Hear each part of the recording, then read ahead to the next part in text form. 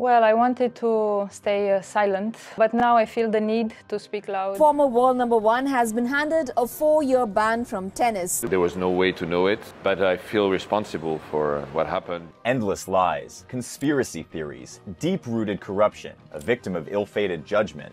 In the middle of these arguments lies the tragic story of a player whose current situation highlights some of the complexities of professional sports. The drama surrounding Simona Halep's doping allegations brings with it a lot of questions, but not many answers. What is the actual truth? So it's no longer news that Simona Halep might have to face a 4-year ban from tennis on the charges of doping and athlete biological data discrepancies. But I discovered that many tennis fans actually have a flawed backstory surrounding the whole drama, which is why we want to address it right away.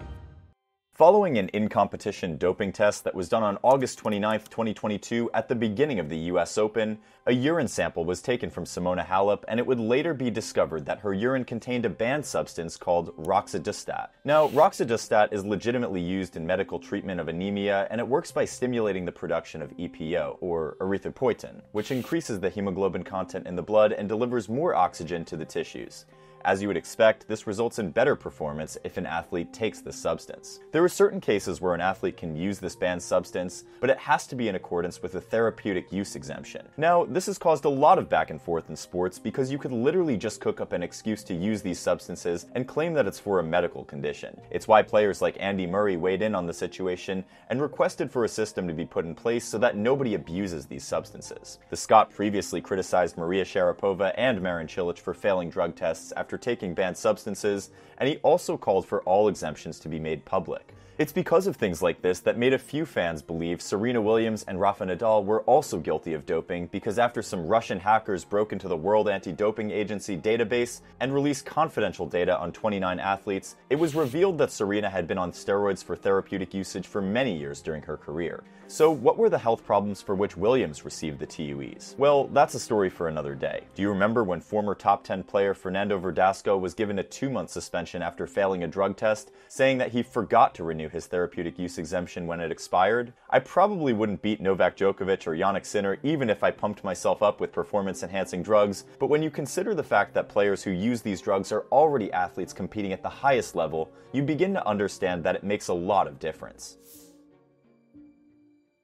A 126-page document was released upon the Independent Tribunal's unanimous decision following a 2-day hearing in London in June 2023, and we'll get to it shortly. Unfortunately for Halep, she didn't have any therapeutic use exemption allowing her to use roxadustat. However, she claimed innocence on the account that she had absolutely no idea she was ingesting a banned substance. To be fair, that's a possibility, but here's where things get really complicated. Halep, represented by her lawyers, would then argue that although roxadustat improved performances in middle and long-distance runners, it wasn't significant for a tennis player at her level. They literally said that oxygen and cardiovascular strength didn't matter in tennis. There were also grounds for an argument that Halep's sample was probably contaminated from a keto MCT supplement which she had used back in August 2022. Having been provisionally suspended from all tennis competition since October 7, 2022, Halep applied multiple times for the ban to be lifted, but to no avail. She also let us know on her social media that this would be the hardest fight of her life and that she would fight to the end because she's never thought about cheating.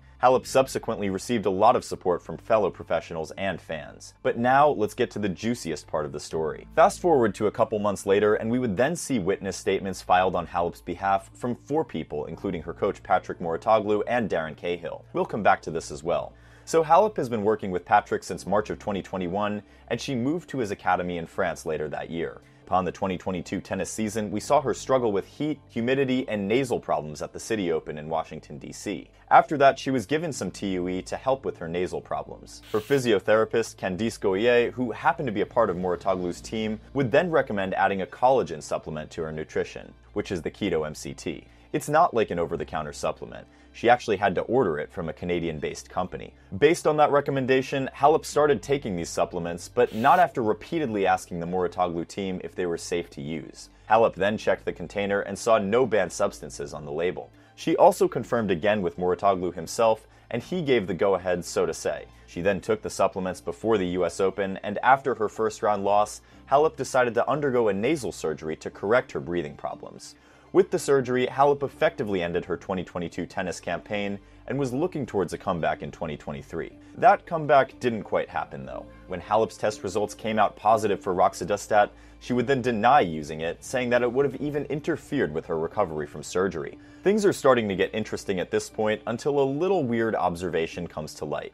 Why did Simona Halep not include the keto MCT supplement in her doping control form? And why didn't she also mention it in her interview with the ITIA on October 26, 2022? I mean, if you were wrongfully accused of taking a banned substance, wouldn't you empty the bucket offering every possible substance you ingested in the hope that it might explain the mishap? Why withhold anything? To answer that question, Halep said that she forgot to do so on both occasions. Things aren't adding up at this point, but what happens next? In Muratoglu's statement, he essentially vouched for Halep's honesty, while Darren Cahill, who coached Halep from March 2015 to September 2021, simply made a character reference, stating that Halep was a clean professional with integrity and impeccable character. Meanwhile, the ITIA's expert witness came with reports and evidence worth hundreds of pages, basically trying to prove that Halep was guilty. At the end of the day, all roads would lead to another question. If Halep's keto MCT was contaminated with roxadustat, then scientists should be able to correlate the quantity found in her urine with what was in the supplement, right? Not to bore you with too much science, but a series of tests were carried out and it was discovered that the keto MCT supplement could not account for the entire concentration of the roxadustat found in Halep's sample. According to them, she would have literally needed to ingest those supplements thousands of times to get to the level of roxadustat found in her body. What does that mean? There was likely another source which she ingested, and she would now be faced with the burden of proof to prove that that was also accidental, which she hasn't been able to do. So how can it be proven that she's innocent of this charge? Anyone? Let's now get into the details of the second charge. The Athlete Biological Passport program records values of your blood samples that are known to be sensitive to changes in red blood cell production. So basically, you can tell if there's a period of discrepancy which could suggest doping. All three doctors who analyzed one of Halep's blood samples at the time unanimously agreed that their findings meant that Halep was, quote, likely doping. Halep's defense, of course, questioned the reliability of those findings. They also stated that Halep had lost blood during surgery and her lack of training after would have also affected the results. But with the experts having a high degree of confidence that there was no innocent explanation for Halep's ABP profile, the charge was upheld. It was also stated that although there were suspicious markers between 2014 and 2017, there was not enough evidence to prove it. The ITIA further submitted that due to aggravating circumstances, they could increase Halep's ban from 4 to 6 years. The issue of disqualification of her results and a financial penalty was also brought to the fore. But I have one question. If in their report the experts said that Halep was, quote, likely doping, how is that being judged as guilty if it isn't proven beyond a reasonable doubt, or am I missing something? Also, since this banned substance could have triggered the biological discrepancies seen in Simona Halep's passport, should it really be considered a separate offense? Now, let's go down the rabbit hole on some of the common narratives that we've been seeing about Simona Halep.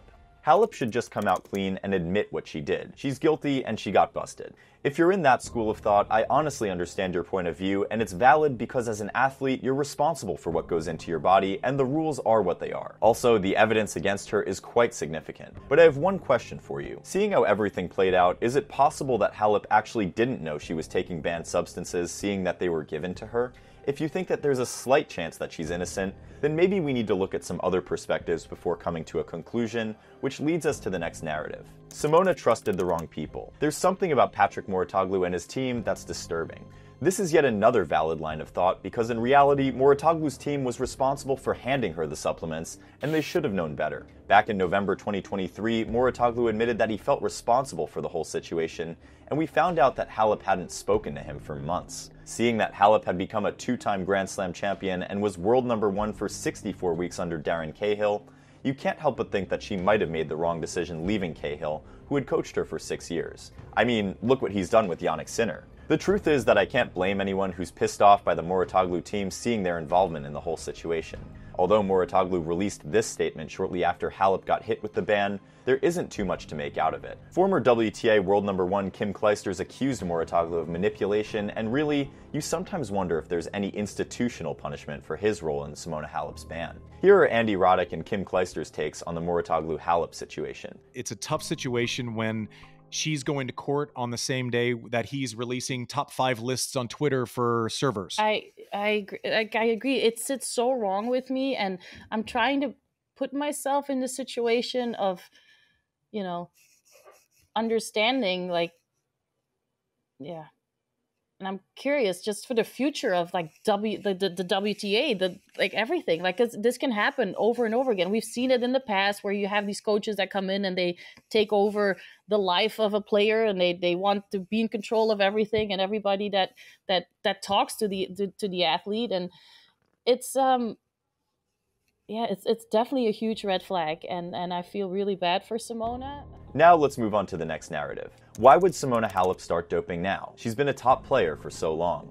Having been a top player for close to a decade, many fans believe that Halep has no reason to start doping in her 30s. But counter-arguments to this say that she's always been a cheat, and that the 2019 Wimbledon final she won against Serena Williams was a case in point. And when Serena Williams then posted this cryptic message saying that 8 was a better number, we all knew that the pot was getting stirred all the more. I've seen references being made to Lance Armstrong, who was banned from professional cycling, and I've also seen fans attributing this doping situation to Halep's win-at-all-cost mentality, saying that after all, she underwent a breast reduction surgery just to compete at the highest level, so essentially that means she could do anything. The arguments further suggest that Halep's career was on a downward curve following her mental breakdown in 2021, which made her consider retirement. She then had a calf injury, a panic attack in the middle of her second-round match at the 2022 French Open, a divorce following a marriage that lasted less than a year, and that all of those could have factored into making her consider doping, as she clearly struggled on the court between 2021 and 2022,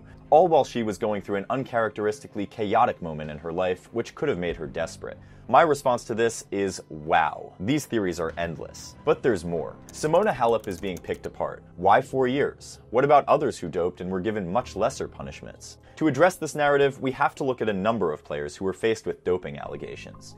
Back in 1997, Andre Agassi returned a positive drug test for the use of methamphetamine. A 3-month suspension from tennis was handed down, but not formally, after Agassi blamed the positive result on a spiked drink. Agassi would later reveal in his autobiography in 2009 that he lied about the whole situation. In 2009, Richard Gasquet returned a positive drug result for cocaine use, but denied intentional use of the drug, saying that he may have been exposed to the substance after kissing a woman at a Miami nightclub. Initially handed a 1-year ban, Gasquet would see his ban reduced to 6 weeks. In both of these cases, these players used recreational drugs and not performance-enhancing drugs. Similarly, Martina Hingis was handed a 2-year suspension from tennis, with a forfeiture of her world ranking and a fine exceeding $120,000 after a substance related to cocaine was found in her sample. We also have Marin Cilic, whose 9-month ban was reduced to 4 months in 2013 after he returned a positive drug test for the substance nicotinamide, which helps to increase blood flow and oxygen in the body. That same year, we saw Viktor Troicki being suspended for 1 year after he refused to partake in a mandatory test carried out by the ITF.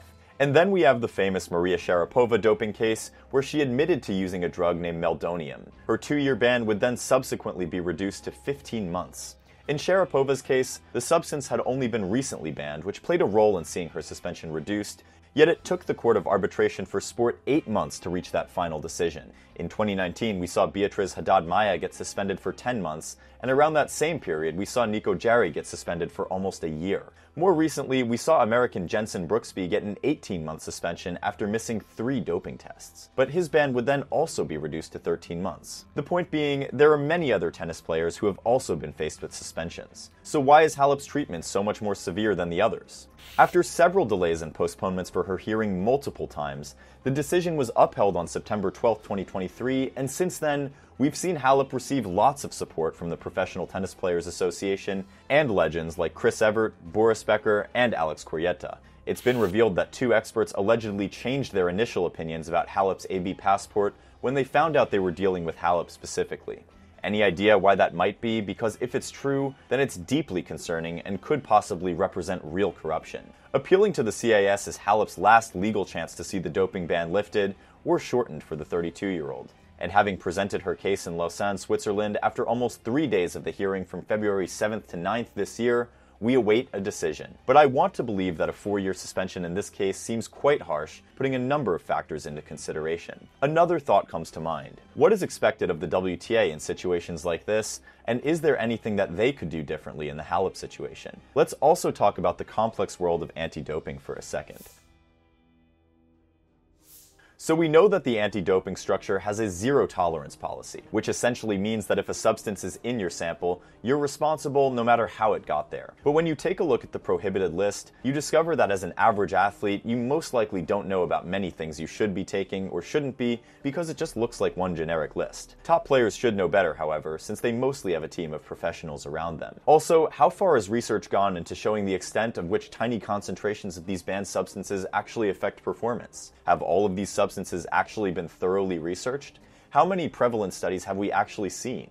Putting all of this into context, can you officially say with 100% certainty that you've suspended a player for 4 years in good faith? Tough one, I suppose, but it's not even like we have any alternative if we want a clean sport. Honestly, I consider the Simona Halep situation a really strange case, and I can't fully wrap my head around every single thing going on. Where do we go from here? With a dark cloud hanging over the Romanian's career, Halep no doubt finds herself in a difficult situation. Even if she successfully sees a reduction in her suspension, what about the stigma and damage to her reputation? And how do you see the Hall of Fame handling the situation? It's possible that we might not see Halep play tennis again until October 2026, when she'll be 35 years old, and although she's vowed to continue fighting till the end, the future doesn't look so great at this point, but we can only wish her the best. The Romanian has now launched an £8 million or $10 million claim against Quantum Nutrition, the company she blames for her drugs ban. It was stated in the complaint that Halep should be awarded at trial for loss of past and future income and earning capacity, as well as past and future pain, suffering, and humiliation, as well as the loss of enjoyment of life. CNN reached out to Quantum Nutrition as well as Halep's attorney for comment. The Canadian company based in Scarborough in Ontario didn't immediately respond to a request for comment. But back in October last year, John Coveos, the founder of the company, said that, quote, Halep was seeking a scapegoat and that they needed somebody to blame. The founder claimed that hundreds of athletes use the company's products and that Halep, quote, was not the only athlete using that particular product on that particular day at the tournament. He, however, didn't mention the names of the others. Honestly, I've barely touched on this subject as it would be impossible to go through every fact, perspective, and argument in such a short video. Also, since I don't consider myself an expert when it comes to the complexities of doping, the aim here is for us tennis fans to present the arguments with facts, doing so in a respectful way that we can all learn something from this situation in a sort of peer-to-peer review, because at the end of the day, it's easy to shout opinions and say someone is a cheater or a victim, but a lot harder to look at the story from all angles.